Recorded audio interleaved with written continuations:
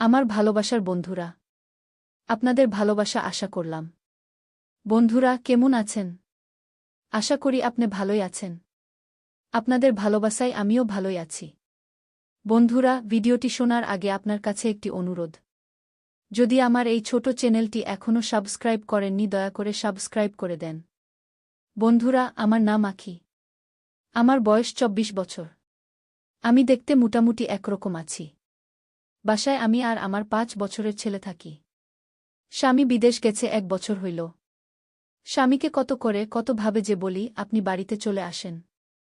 আমি আর থাকতে পারতেছি না আপনাকে ছাড়া। স্বামী আমার কোনো কথাই শোনে না। সে আমাকে বলে, বিদেশ আইছি যেহেতু আর কইডা টাকা কামিয়ে লই। সে কেন বুঝে না টাকায় কি আমার অঙ্গের জ্বালা কি টাকা দিয়ে মিটে। গত 1 বছর হইল গর্তে কোনো লাঠি ঢুকে নাই। নিজের কাজ নিজে করে কি লাঠির মজা পাওয়া যায়। ছেলেকে শহরের একটি প্রাইভেট স্কুলে নাম ভর্তি করে দেয়া। বাসা থেকে প্রায় আধা ঘন্টার রাস্তা। প্রতিদিন বাসে আসা যাওয়া করে। সকালে ছেলে স্কুল যাওয়ার সময় সাথে যায় আর স্কুল ছুটি দিলে আসি। হঠাৎ একদিন আসার সময় বাস মিস হয়ে যায়। সেই দিন খুব বৃষ্টি পড়ছিল। এখনও কিছু পরিমাণে পড়তাছে।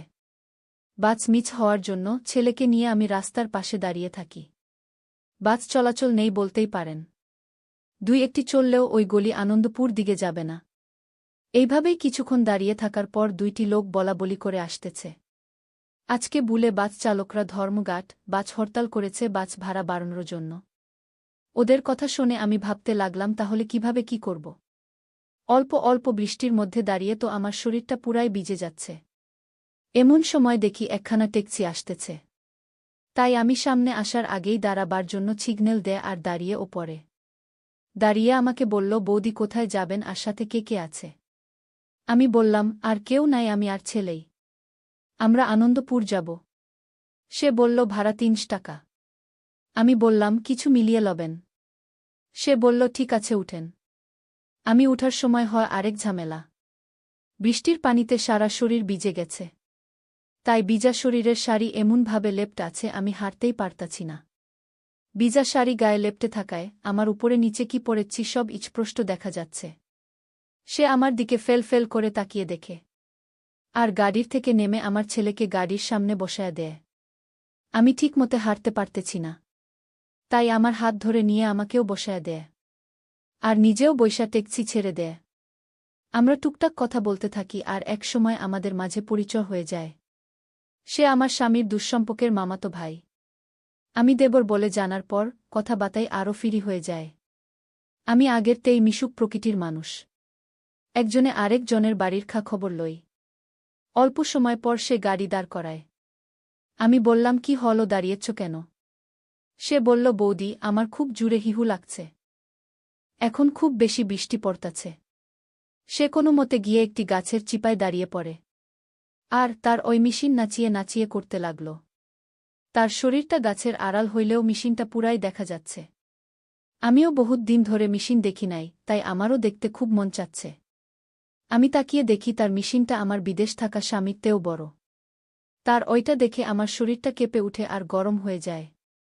সে প্রসাব করে আসতে আসতে বৃষ্টিতে পুরা ভিজে গেছে।